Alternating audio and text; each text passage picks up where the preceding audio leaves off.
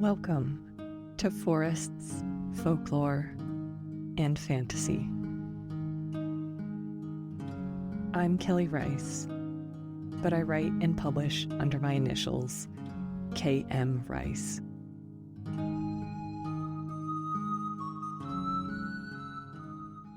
Today, I wanted to spend some time sharing with you a little bit about who I am, what my background is, and why I started a podcast, because this is a brand new adventure to me, and I'm really thankful to have you joining me on this marvelous journey. I am a highly creative and highly imaginative individual. My creativity has taken so many forms over the years. The earliest expressions of my creativity came in the form of artwork and writing. I am now a published author. I call myself a fantasy author, even though I don't exclusively write fantasy. I also write historical fiction. I write dark comedy, political drama. I've written in a lot of different genres, but my largest series to date has been historical fantasy. So I'm fairly comfortable calling myself a fantasy author at this point in time. And writing was just something I was born to do. I was fortunate enough to have parents who took the time to read to me when I was a child. And I remember the joy and the magic of being able to select however many books it was. I think the cap was like 3 or something. We each got to pick 3 books, and nestling into the couch next to my mom or my dad and having them read the story to us and bring it to life. And from those earliest moments, I just knew that I wanted to be able to do that. So as soon as I could put wax crayon to paper, I wrote and illustrated my own book, and that was when I was in kindergarten. Funnily enough, I brought it to show and tell and read it to the class, and it was a story about a trick-or-treater who goes to a haunted house. Everything spelled phonetically, because obviously I was in kindergarten. I didn't properly know how to write. And the teacher apparently was impressed, and so she asked me to go to the principal's office. But at that age, I didn't know that anyone went to the principal's office for anything other than misbehaving. So I remember she said, "Take your book with you." So I remember clutching this stapled papers to my chest as I walked down the long hallway to the principal's office. And she had me come and sit in a chair. Now, mind you, this principal was hardly any taller than me as a child. She wasn't a very imposing woman, but I remember her bright red lipstick, and she smiled at me and she said, "I've heard you've written a story." And I was still waiting for the other shoe to drop. I was still waiting for some sort of reprimand or to be told that I did wrong. And I was like, "Yes, I did." And she said, "Would you please read it to me?" And so I read her the story, and do you know what she did? She put a sticker on the cover and wrote a little note in her beautiful fine handwriting saying what a wonderful story it was, and she thanked me for sharing it with her, and she sent me back to class, and I couldn't believe it. It blew my little kindergarten mind, and apparently planted a seed that I could do this, that I could craft stories out of words, and at that time, images as well, because, of course, as a child of that age, I was reading picture books.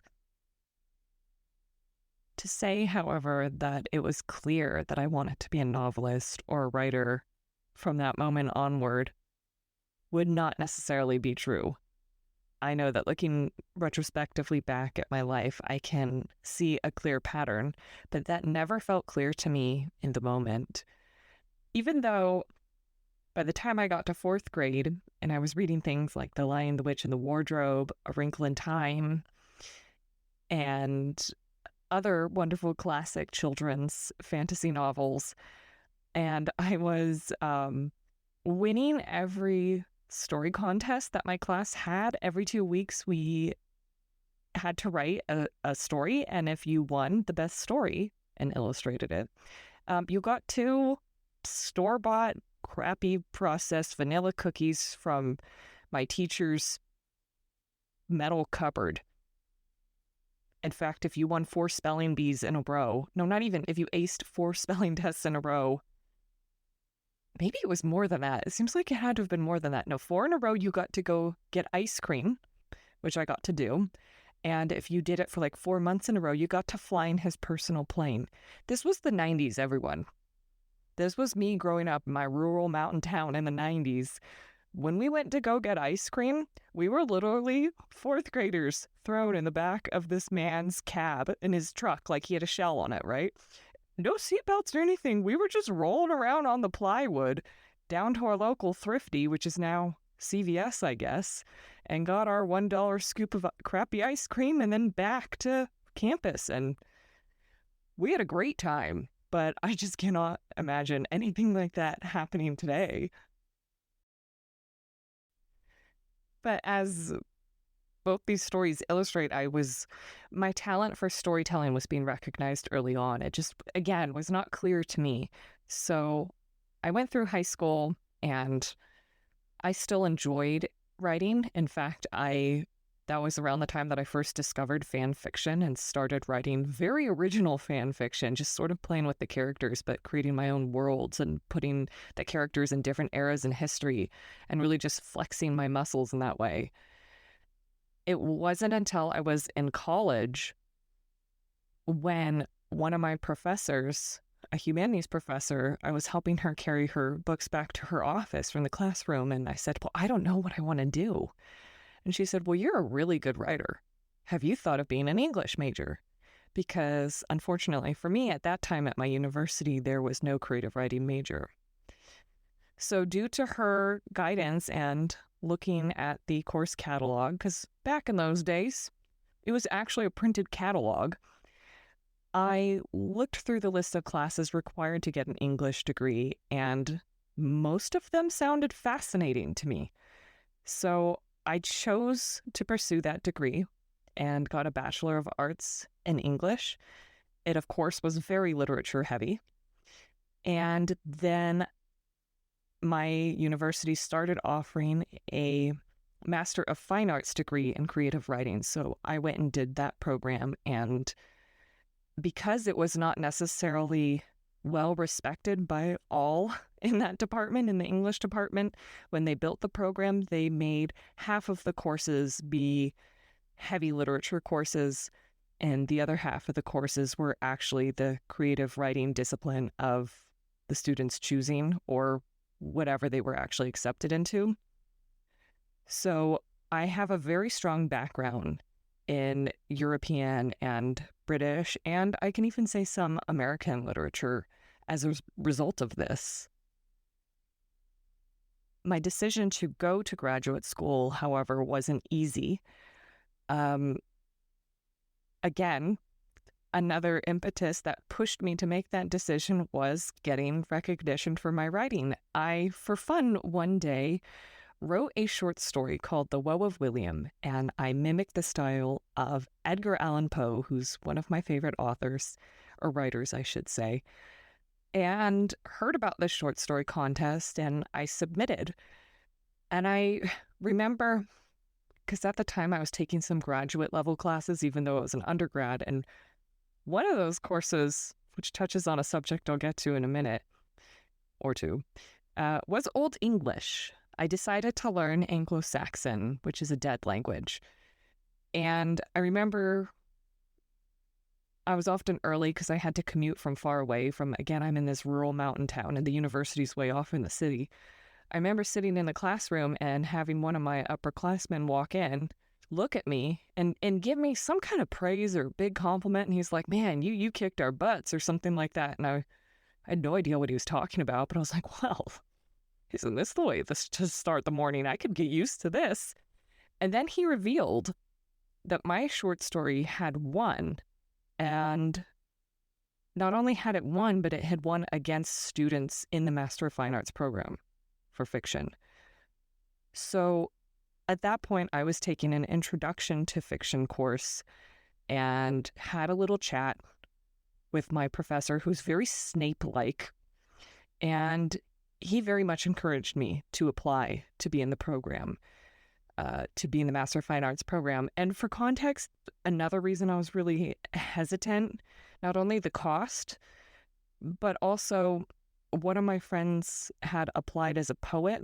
And he said that out of 90 to 100 applications, only 3 people would be accepted as in the poetry track. So I don't know if it was as competitive for fiction, but I had it in my head that I just didn't have much of a chance, but I did it anyway. And I got in and I did really well there. Again, I feel like I'm supposed to say, and then I wrote a bestseller and was like an overnight success in my 20s. But that's not true. And that very rarely happens to a lot of people. But what did happen was, in tandem with learning the craft of fiction writing, I was studying screenwriting. And screenwriting came very naturally to me, so much so that one of my professors entered the second script I ever wrote into a university-wide competition, and it won. So with my permission, he paid the entry fee and entered it into a state school-wide California State University school-wide competition, and it won. And he was really excited and proud because he'd been hoping to have one of his students win that for a long time.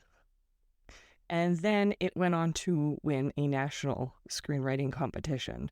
So again, I had this massive amount of external validation for my storytelling. And yet, to this day, like, I'm sitting here recording this podcast for you all, and I'm assuming that several of you are, if not writers, then other readers, and you're interested in things like this. But to this day, I do not feel like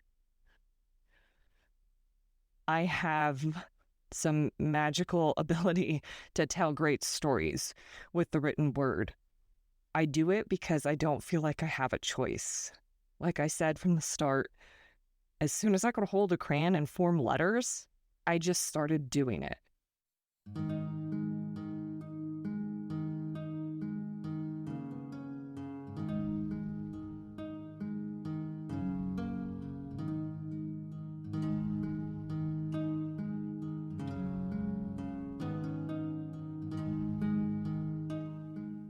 I had a fairly eye-opening moment in grad school when we were having some open discussions about fiction writing, and it occurred to me that fiction writers, or writers in general, tend to fall into one of 2 categories, and one is not better than the other.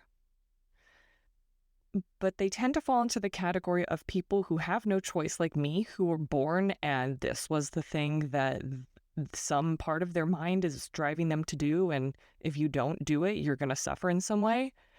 And the people who love to read, appreciate the craft and the art, and don't necessarily have that drive from birth, but can learn it from, maybe this isn't fair, but I feel like they learn it from the outside and work their way in, whereas I feel like I've learned it from the inside and worked my way out. I've had to struggle to communicate my ideas, to learn to trust my instincts and to follow my own voice. Whereas I saw other students write beautiful prose and gorgeous scenes, and yet not much happened because they were still learning, how do I connect with story? How do I build story? I could obviously talk at length about some of the mechanics of writing and the nature of inspiration, and I'm certain I will at some point. But let us close the chapter on me as a fantasy author, me as a writer for this portion of the podcast. on my YouTube channel, I used to run an author vlog where I would answer people's questions and share writing advice from both my experience and what I learned in the Master of Fine Arts program I took. And I'm happy to do that here as well. So if you're listening, please feel free to get in touch with me. All the links are in the show notes, and let me know if there is a subject you'd like me to cover to do with writing. So the word fantasy and folklore, force, and fantasy obviously can be ascribed to me as a writer, but I also want this podcast to be a space where I can discuss /we, because I'm hoping to evolve to the point of having guests on in the near future, but where we can discuss influential writers and works of fantasy, because I'm also a lover of fantasy. I want to take a moment here to list some of the books and authors that have had a dramatic impact on me as a person, as a reader, as well as an author. And they're not all fantasy, but you'll definitely notice a fantasy trend. I already mentioned Edgar Allan Poe, who's more gothic horror, I suppose. I also absolutely love Little Women by Louisa May Alcott, Treasure Island by Robert Louis Stevenson, The Three Musketeers by Alexandre Dumas. I might be mispronouncing that. His Dark Materials, which is a series by Philip Pullman. Of course, the Narnia books by C.S. Lewis. The The Inheritance Cycle by Christopher Paolini. The Mists of Avalon by Marion Zimmer Bradley. The Winter Night Trilogy by Catherine Arden.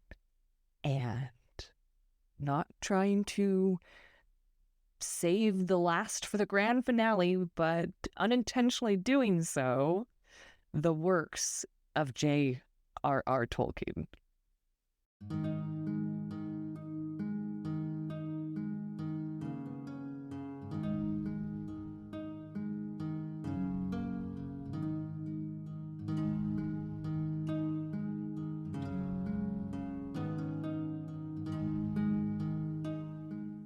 My love of The Lord of the Rings and The Hobbit led me on the most unpredictable path in my 20s and early 30s. My sister and I, it's a long story. Maybe I'll tell it one day. But for right now, suffice it to say that my sister and I somehow found ourselves at San Diego Comic-Con one year with a website called theonebring.net, which is the premier site for Tolkien fans by Tolkien fans. They're still around, and I am currently a volunteer staff member on that site. And in order to become a staff member, I needed to be doing something to contribute. So after getting to meet several of the wonderful folks behind this website that I obsessively, admittedly checked multiple times every day for news on the Hobbit films when they were announced and going into production, I knew I needed to create something to contribute. So it was my sister and my first time to San Diego. Actually, that's not true. I went there when I was a baby. I potty trained myself on a trip to the San Diego Zoo when I was like 2. And I only vaguely remember riding an elephant and being upset that I couldn't crawl onto his head or her head.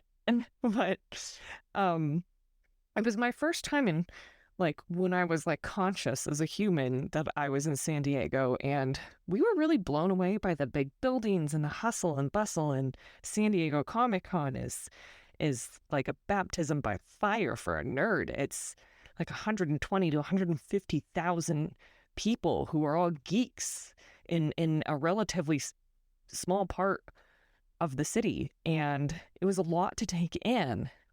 And through the contrast of this urban environment and talking to people who lived very different lives than my sister and I did, we realized that not only do we live a more rural, close to earth, homestead-ish lifestyle, but we were a lot more like hobbits because of it. And that we had some hobbit knowledge, hobbitcraft, if you will, that we could share with others. So initially I thought of doing a blog, but somehow it sounded like less work to film it and do a web series. And thus we came up with this concept of a YouTube show called Happy Hobbit, where we strive to bring Middle Earth to your daily life. It has been on for over 10 years. We have dramatically slowed in our episode productions for various reasons, but it's still out there, and it was an incredible, wonderful gift to me, and at its height, it was such an enchanting period of my life. We had a video go viral. We didn't know that reacting to film trailers was a thing. We just didn't have time to write out a prose response. As members of the OneRing.net, we were asked to do so when the trailer for the second Hobbit film came out. So my sister suggested, let's just set up the camera and film ourselves. And so we did, and we were intending to just film us watching the trailer, then offering our thoughts on it. And we did that. And my sister can be very exuberant. She wears her heart on her sleeve. And she was really excited for this movie. And then I would build off of her. So a very, very fangirlish video was captured of us like squealing and screaming at this trailer for The Hobbit. And the director, Peter Jackson, saw it and shared it on his Facebook page, because back then Facebook was, much more of a thing than it is now. And it took off. And at first it was kind of scary because that was the representation of us to the world. And here I was about to launch my very first novel. I was about to publish my first book, Darkling. And I wanted it to be taken seriously, and I wanted to be taken seriously. It got even more insane when he then filmed his elven cast. So that's Orlando Bloom, Evangeline Lilly, and Lee Pace in their costumes, watching the video of us reacting. So that went mega viral. These beautiful people, these beautiful actors in their outfits, their costumes, laughing with us. I won't say laughing at us. And it really catapulted not only our channel, because I remember that morning thinking, oh my gosh, we've reached 300 subscribers. We should do a post to celebrate. Now, then 10,000 more people showed up. So, and we had like 200 media requests in my email, this, that, and the other. It was very overwhelming, but wonderful at the same time. And it ended up sending us to the red carpet for the world premieres of the second Hobbit film, The Desolation of Smaug, and the third Hobbit film, The Battle of the Five Armies, as press for the OneRing.net. And it was just such a miraculous, wonderful adventure as someone living in the mountains, not able to see a house from any of our windows, and acting out scenes from Lord of the Rings from our youth onward, just because we were that big of nerds and that into it, talking about Peter Jackson as if we knew him, to then be in a situation where we can interview him on the red carpet, really was such a dream come true in so many ways that it's still difficult for me to accept that it's real and that it happened. So follow your passion. You really, really never know where it's going to lead you. So even though Happy Hobbit isn't quite as big of a deal in my life as it used to be, it was still potent enough, I guess, that when Prime Video was putting together a PR team to look for folks to help build some Tolkien community hype for their new show, The Rings of Power. Well, back then it was the new show.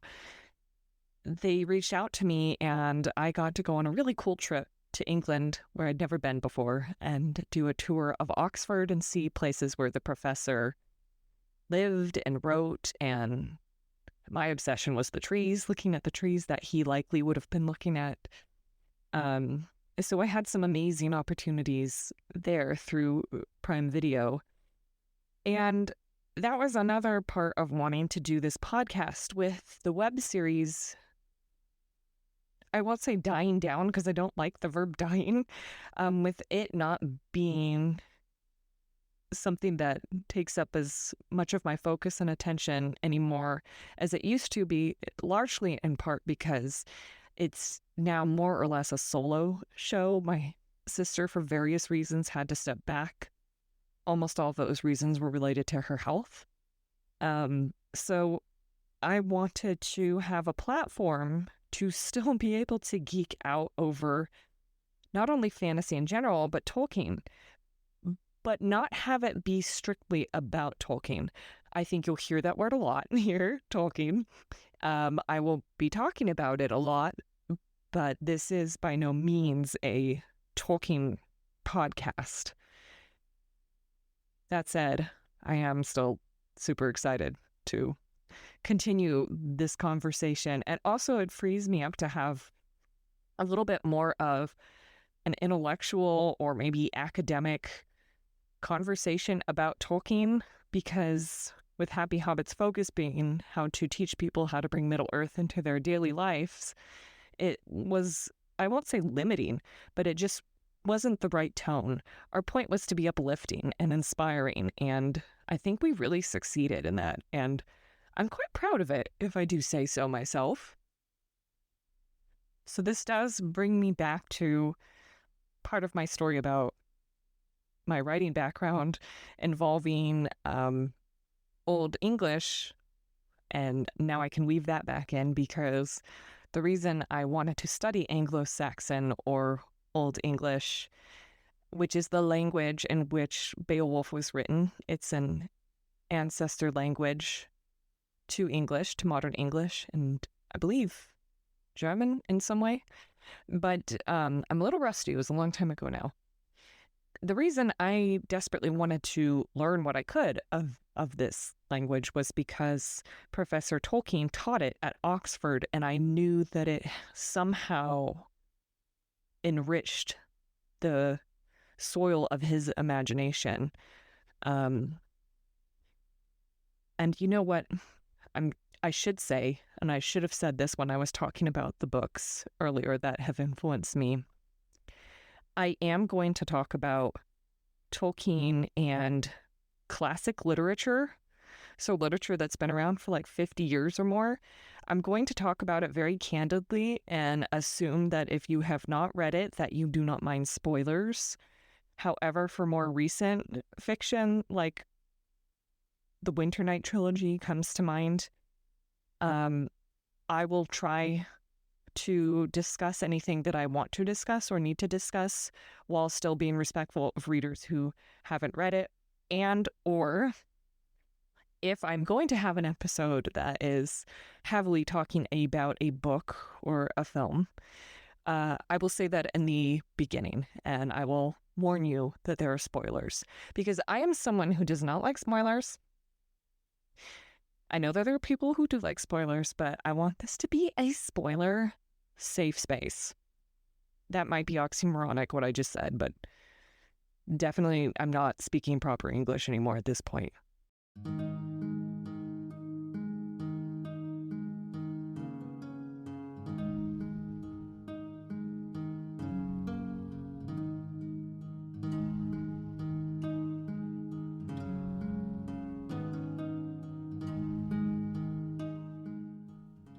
But to get back to talking about Old English, I took a course that was an intro to Old English, and then the next semester we individually translated the Beowulf manuscript.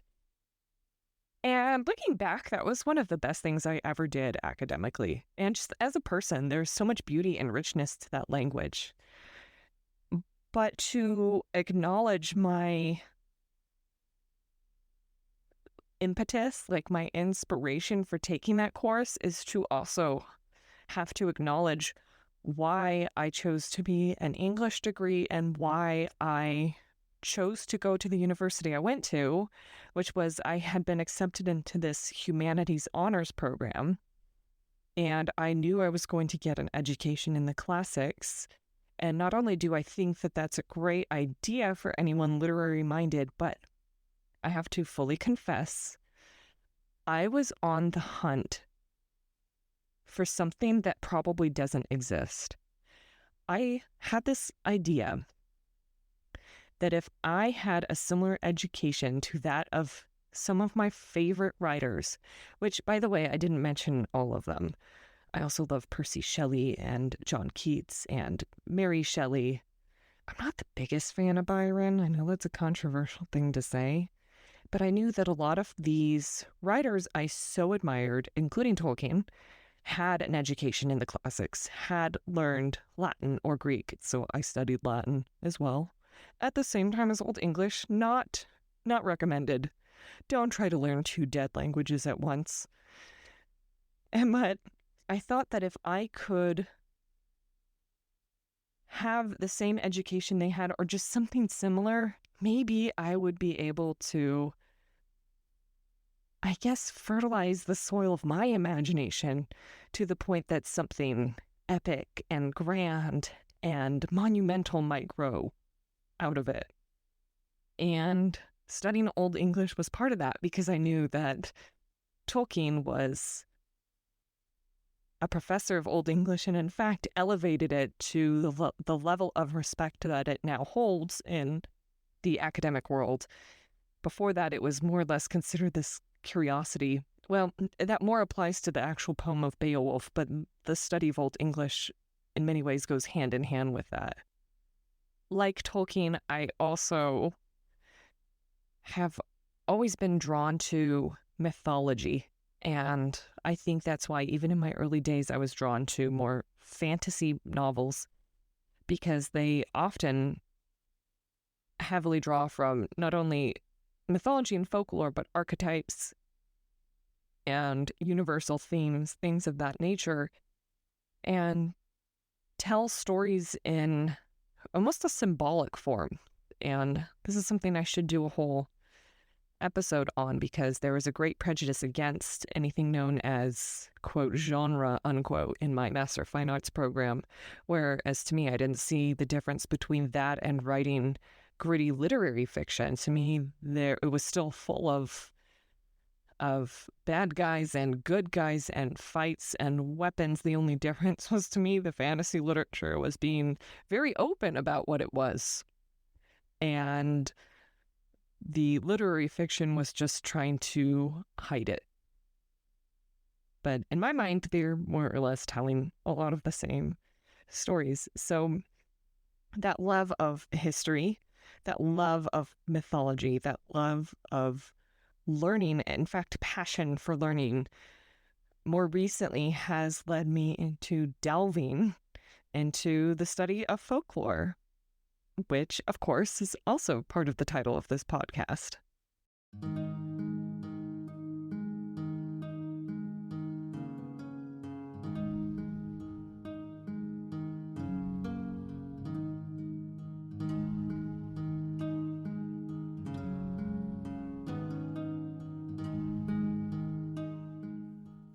Over the past few years, I have become especially engrossed in studying and seeking to understand the origins of extant holidays.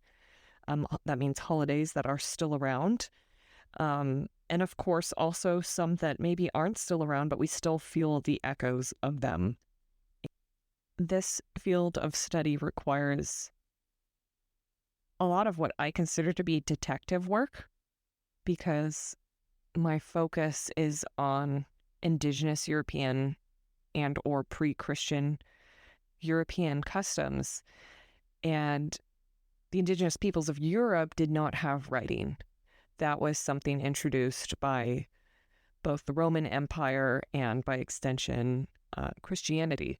So the written record we do have is almost exclusively recorded by outsiders to the cultures that they're observing. So it's incredible that we have record of some of these practices and rituals and cultural attributes recorded at all. But the downside is that we can't always rely on them to be accurate. And so what I try to do is look at as many different sources as I can, which is often difficult because, again, there's often a dearth of anything actually recorded on the matter, and see what we can suss out. And I do strive to be as clear as possible when I'm discussing folklore and history through this lens, that there is a lot we just don't know. There's so much that we don't know. But I have been so excited by what we do know, by what I have learned, that after studying folklore and holidays for several years, I decided to start offering some online courses about them, which you could find in the offerings section of my website. But that expanded over the past year into me giving in-person, I'll call them lectures, but they aren't really in-person deliveries of this information in my hometown here in the mountains. I'm good friends with a woman who has a shop in my town, and we have been billing them as immersive evenings because we do try, as much as the circumstances will allow, to have the attendees step into the space and feel like they have left modernity at the door and are coming into a place of learning, in a place where they can potentially connect with their ancestors. We usually have some sort of a soundscape. For example, the most recent ones I did were about Yule. And so we had the soundscape of a winter snowstorm. We had some Swedish song as people were first arriving and entering. And I brought a little fake fireplace and played the sounds of a fire crackling. So we do what we can to immerse everyone. And we usually open with a very simple, we call it a grounding ritual. It's really just like a meditation / visualization, inviting everyone to just take a moment, relax, and acknowledge where we are in the year in terms of the seasons. And I will talk for roughly an hour, and I try to facilitate it to be more of a conversation or a discussion rather than a lecture. And then we do a craft, because part of our goal by hosting these immersive evenings was to help kindred spirits connect and find each other. And we've learned a lot along the way. And I can say, after wrapping this year, it's been a terrific success. I have had such incredible conversations with the folks who have attended these, and not just directed at me, but like conversations among me included with all of the other attendees. And obviously they're looking to me for answers because I'm the one standing there, like, sharing this history with them. And I don't have all the answers, but collectively I started to realize that there's something really powerful going on. There's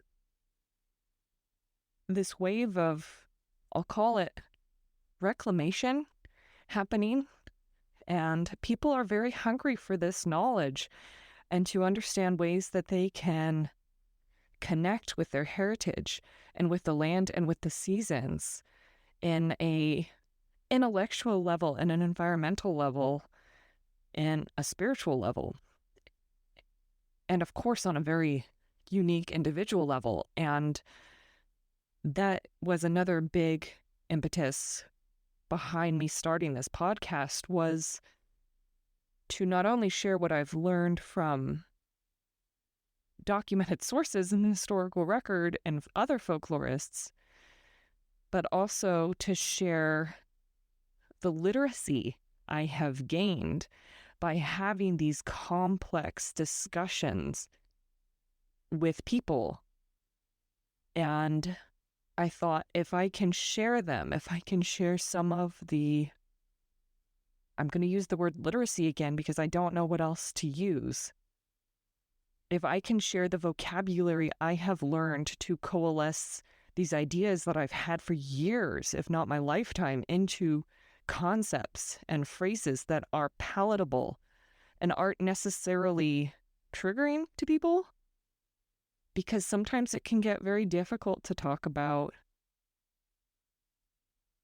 European descended peoples' heritage in this country without it being misconstrued often as something to do with race when it really isn't. Race doesn't exist. It's a social construct. So hopefully that's the most you'll ever hear me even talk about race. But that is why I feel the need to be very mindful of the terminology that I'm using. And having gained that terminology, such as European descended peoples, I am happy to share it and to help educate other people so that they can continue these conversations. And in fact, if not the next episode, one of the very first episodes of this podcast is going to really delve into this conversation a bit more, because there's so much healing to be done through honest communication about where we come from and why so many of us feel this desire to reconnect, because many pre-Christian peoples were animistic, and of course many were polytheistic and worshipped nature. They worshipped the natural world. And Christianity isn't alone in this, and I try not to ever tell the story that the missionaries were the big bad wolves who came and ruined everything. But it was an incredibly disruptive process. The Christianization of Europe was sometimes very violent, sometimes very peaceful. But over centuries, it was very disruptive. And since indigenous European peoples didn't have writing, we don't have a record of what came before. And I think that's what most of us want to get. Either we are of that faith, but we're open-minded and want to know what came before. We're not of that faith. We're not of any faith. We're just seeking to understand and to understand our lineage and our ancestors and the past in context. And that's something I always emphasize. Without context, we don't truly have meaning. And that is a big impetus for me delving into this research myself, because so much more about the present day started to make sense. And that's why I'm looking forward to having discussions with my listeners and with anyone who wants to chat about it, because if we don't have this context of the past, we can't truly understand where we are in the present. So that's why I think history is so important. That's why I think that through the lens of folklore, looking at different belief systems and ways of viewing the world is so important. And I think that it just leads to such a beautiful, more holistic understanding of the here and now. And that's a wonderful, wonderful thing to have. All of that said, I do want to clarify what I am not. I've said a lot about what I am, but what I'm not is a professional historian. I'm not an archaeologist. I'm not an anthropologist. I'm not a psychologist. I am not even a professional folklorist. And I'm certainly not a spiritual advisor. The education I've received and the knowledge that I have gained and am sharing with you through this podcast certainly touches on all of those subject matters, but I do want to make it clear that it isn't my area of focus or expertise. And when I can, I will point people toward those who have dedicated their lives to understanding some of these things. That said, I have a working knowledge of all of those different disciplines, and I'm sure they will weave in and out as the conversation continues. What I am as well is someone who greatly enjoys connecting with others and sharing what I have learned in various ways. I have a dedication to the factual as much as that is possible. Again, I just painted a picture of how nebulous that can sometimes be. I do stick to the historical record and documented sources, again, as much as possible.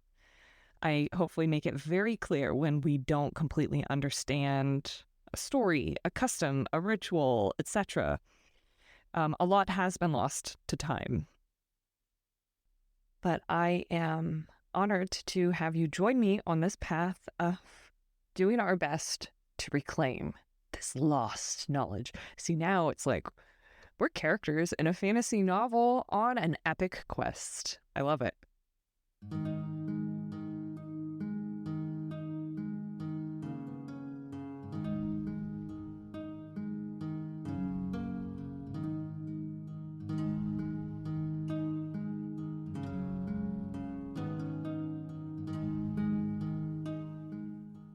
I just want to conclude by sharing that when I opened, I said that I'm a creative person and that my creativity takes many different forms and avenues. And if you didn't know, I have an Etsy shop because I make so many things that I can't keep them and I need to get rid of them and I don't have the space to do them. I really love learning hands-on skills.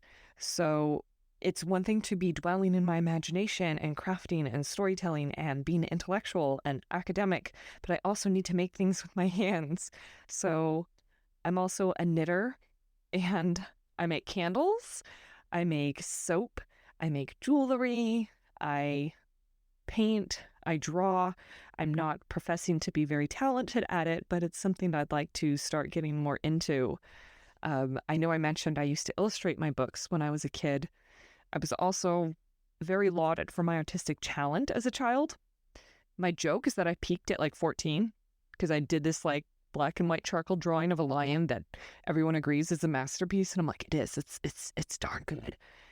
Don't need to do anything else. But really, I think what happened was I got to the point where I needed some direction from someone who could teach me a little bit more about art, and I just never received it or properly pursued it. So I want to get back into art for art's sake, but I also love to bake.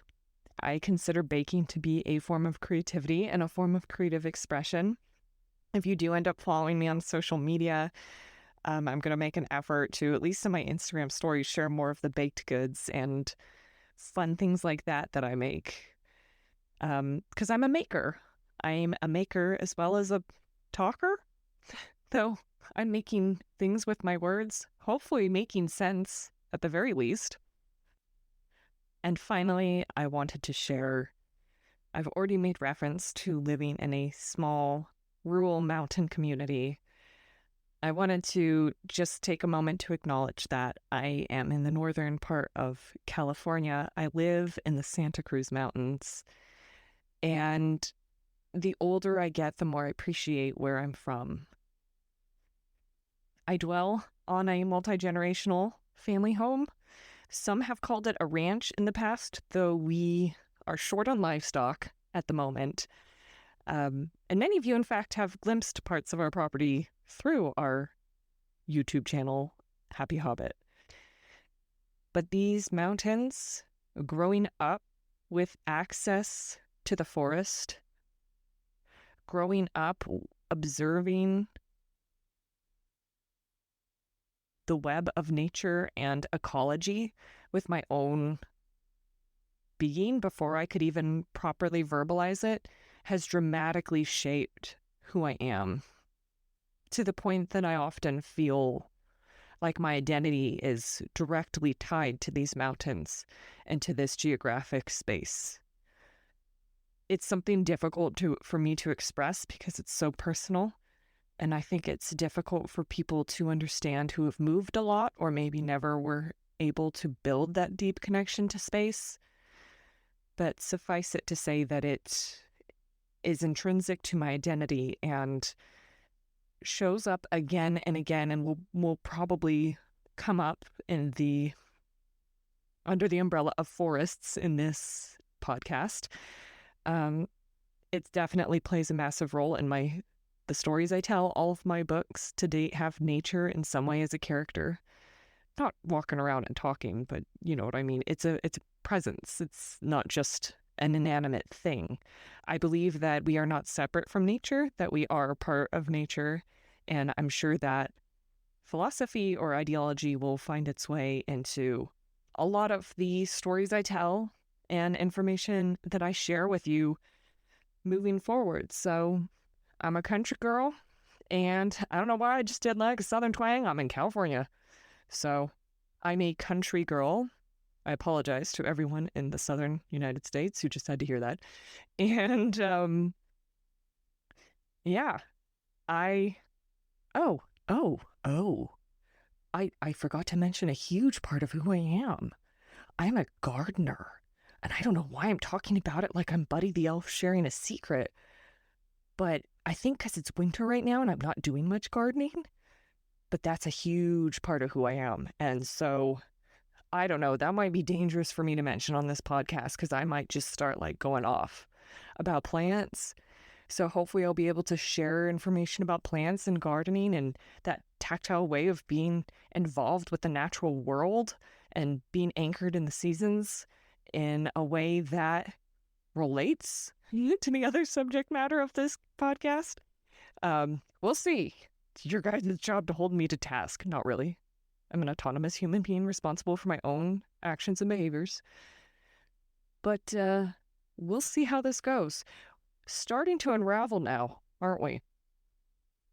To those of you who have had the grit to listen this far, I thank you so much. And I really appreciate you being here. Thank you so much for giving me some of your time. And I hope you have a somewhat of a conception of who's behind the microphone now, so that when you listen to other episodes, you'll have some idea of who's talking and why. I'm planning on doing more episodes like this. I may have my patrons choose what they want me to share about myself or my life. I'm a very private person, so it feels bizarre to be talking into a microphone and knowing that I'm going to publish this into the void. But that's something for me to address another time. I think this episode has gone on long enough. And I, again, am so thankful that you are giving this podcast a chance. And if you feel moved to do so, please do like it, share it with anyone you think might be interested. And of course, you can find me on social media. My website is www.kmrice.com, where you can check out more about me, my books, my educational offerings. I will put all of the links in the show notes. And before I go, I also want to acknowledge the beautiful music that you heard in the intro and are about to hear again was composed and recorded by the very talented Lane Thomas. And it is from his album, The Lands Beyond, beautiful fantasy score. And the music that I'm using the excerpt from is called The Village. So thank you so much for your time. And until we meet again, may your hearth be warm and your heart be full.